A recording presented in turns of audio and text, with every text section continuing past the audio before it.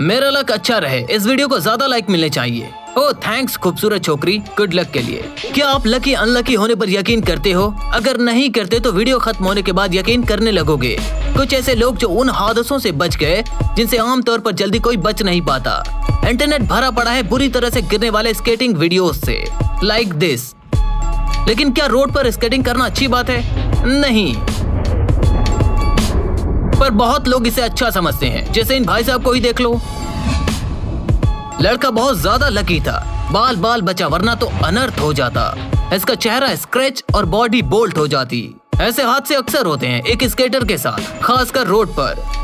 देखा, बाल बचा वरना तशरीफ टूट जाती। ओह, गिरने के बाद मजे ले रहा है, सही है बॉस। स्केटबोर्ड तो खतरनाक है ही, लेकिन बाइसाइकिल वो भी कुछ कम नहीं। आम बच्चे साइकिल के आगे पीछे के टायर को उठाकर अपने आप को स्टंट मैन कहते हैं, लेकिन असलियत में स्टंट मैन कई महीनों की प्रैक्टिस करने के बाद स्टंट करते हैं, फिर भी फेल हो जाते हैं क्योंकि उनके स्टंट होते ही इतने खतरनाक हैं। कुछ बुरी तरह गिरकर घायल हो जाते हैं और कुछ जरा सी टक्कर से टपक जाते हैं और कुछ बाल बचते हैं जिन्हें हम लकी पीपल कहते हैं।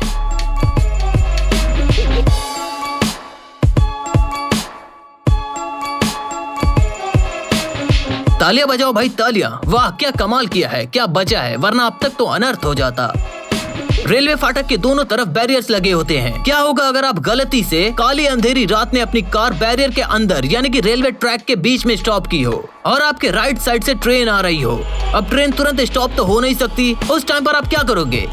अरे भाग यहाँ से, कार दूसरी आ जाएगी, चलो निकलो यहाँ से। कुछ ऐसी ही सिचुएशन आपको इस वीडियो क्लिप में देखने को मिलेगी।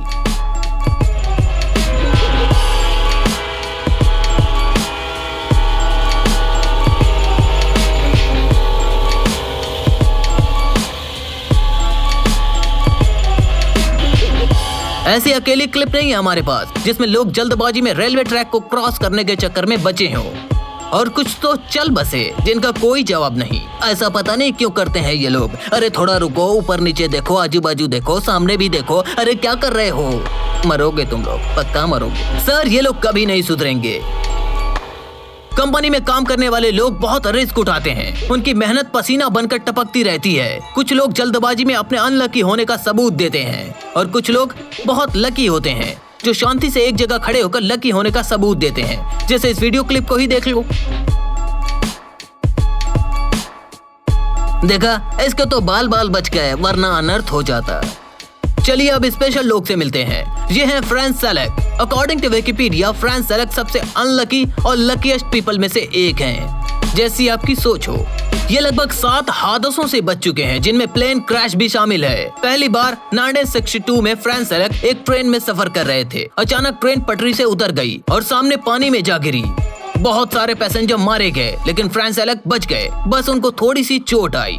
दूसरी बार 1963 में फ्रांस सेलेक की मां बीमार थी। उन्हें जल्दी से प्लेन पकड़कर जैग्रेब से रिजिका जाना था, लेकिन प्लेन पहले से ही फुल हो चुका था। फिर उन्होंने रिक्वेस्ट की तो वो लोग मान गए। अच्छा चलो तुम्हें किसी कोने में बिठा देंगे।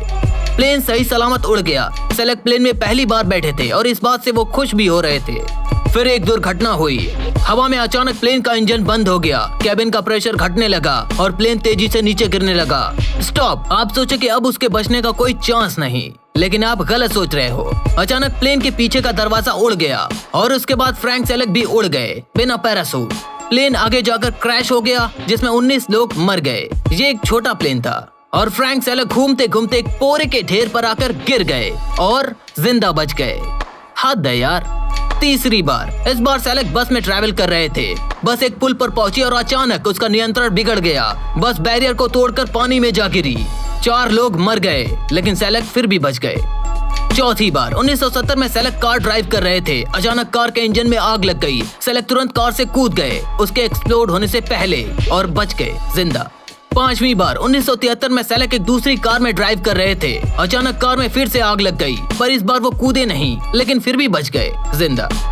6ठी बार 1996 में इन्हें एक बस ने ठोक दिया, बंदा फिर भी बच गया। लोहे का है क्या मजाक लगा रखा। 7वीं बार सेलेक एक माउंटेन रोड पर ट्रैवल कर रहे थे। अचानक एक मोड़ पर एक ट्रक आ गया, फिर उनकी कार का बैलेंस बिगड़ गया, फिर उनकी कार 300 फीट नीचे खाई में जा गिरी। अब तो सेलेक का ऑमलेट बन चुका होगा, इसके बचने को कोई चांस नहीं, खलास। लेकिन यहाँ भी एक ट्विस्ट है। जब कार माउंटेन से नीचे आ रही थी तो उन्होंने कार की खिड़की से जंप लगा दी और पेड़ को पकड़ लिया। लटक गए, यानी कि बच गए जिंदा। चेहरा तो देखो बंदे का। इन सबको मिलाकर सेलेक 7 बार मौत के मुंह से बचकर बाहर निकल गए।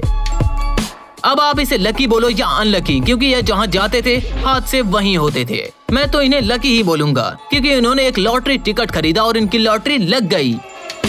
सन 2003 में फ्रांस सेलेक 72 साल के हो गए। फिर उन्होंने एक लॉटरी टिकट खरीदा और उनकी लॉटरी लग गई। पूरे $1 मिलियन से भी ज्यादा की लॉटरी।